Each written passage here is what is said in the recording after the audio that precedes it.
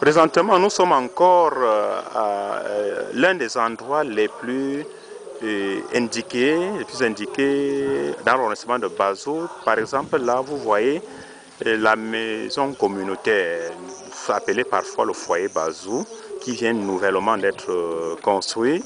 Auparavant, ce foyer se trouvait au niveau du stade, mais les élites et puis l'administration a décidé de placer directement en face de l'hôtel de ville.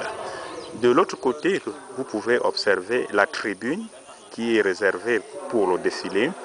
À côté, vous avez poste à lettres et la sous-inspection des écoles primaires et maternelles. Et actuellement, nous nous trouvons devant la mairie de Bazou, plus précisément l'hôtel de ville.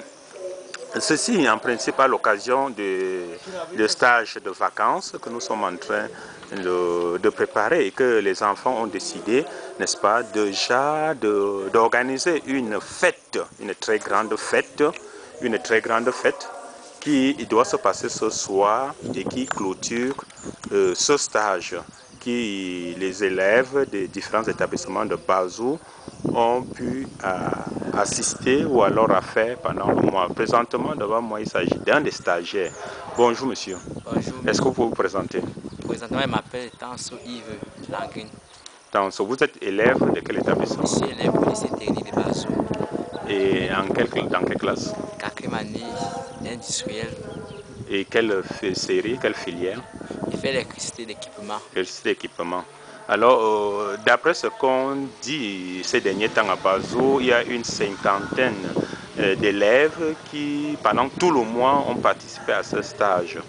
Et qu'est-ce qui vous a intéressé pendant ce stage? Ce qui m'a intéressé pendant ce stage, c'est aussi la collaboration entre moi et mes compagnons. Oui. Et mes frères et sœurs, il y avait l'entente entre nous, ce que je n'y pensais pas quand même. Ce qui revient à dire que l'ensemble des stagiaires est venu, n'est-ce pas, des horizons diverses et des différentes zones de Bazou, que ce soit du lycée technique, que ce soit du lycée classique. Et vous avez passé un mois dans l'enthousiasme, dans l'entente. Ça veut dire que vous vous êtes retrouvés dans un foyer où vous devez manger ensemble, vous devez passer une nuit ensemble. Et il n'y a pas eu de difficultés? Non, pas forcément, il n'y avait pas de difficultés entre nous parce que entre nous les amis, on s'entendait et tout se passait normal dans de bonnes conditions. Et est-ce que vous pouvez nous décrire votre journée? C'est-à-dire que choisissez une journée et décrivez-nous comment ça va se passer. Vous vous levez à quelle heure? Qu'est-ce que vous faites jusqu'à tard dans la soirée?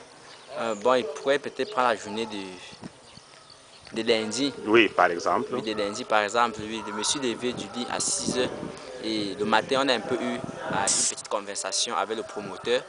Après ça, on s'est rendu du côté du chantier. On a un peu essayé d'épicer les arbres, les crans d'arbres qu'on avait essayé de couper à la veille. Et après cela, je suis monté sur Bazou. Mais ce qu'on voudrait avoir, c'est une idée des journées. Comment ça se passait les journées? Qu'est-ce que vous avez à faire jusqu'à tard dans la nuit? Ça veut dire dans la matinée, vous étiez consacré peut-être aux travaux, ou alors certains aux champs, ou je ne sais pas, et après? Non, dans la journée, on était bien organisé parce que le promoteur, lui d'abord, c'était quelqu'un qui était d'abord compréhensif. Il a quand même scindé des groupes. Certaines personnes étaient à la maison pour Paris et quand certaines étaient au champ pour travailler. Et vous vous retrouvez à quelle heure?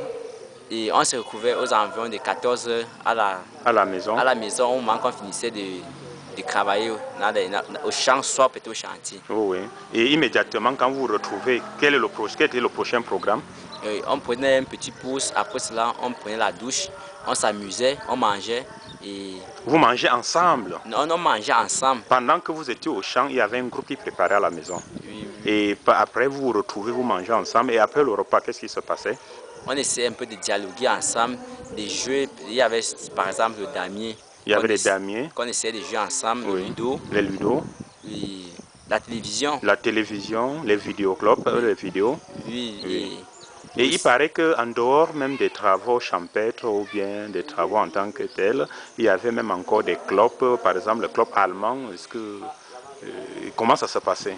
Bon, pour cela, il n'est pas peut-être tellement à dire parce que je ne m'intégrais pas dans un groupe. Voilà. Mais vous avez une idée, il y avait lesquels groupes qui existaient? Je sais quand même qu'il y avait le club anglais qui existait Oui. et que je n'étais pas tellement engagé à faire cela parce que je suis tellement faible en anglais que je n'ai... Mais comment vous êtes faible en anglais? On vous donne l'occasion de travailler avec des gens en anglais, vous êtes désengagé. C'est qu'il n'avait pas tellement la foi à cela. Voilà. Mais en principe, en réalité, c'était aussi l'objectif du stage. Il fallait vous imprégner dans les difficultés. Et en dehors de l'atelier anglais, avec l'atelier encore? Il y avait l'allemand, L'allemand, l'espagnol. l'espagnol. Et il y avait aussi, par exemple, l'atelier d'informatique. Vous avez assisté à un atelier d'informatique? Non, pas...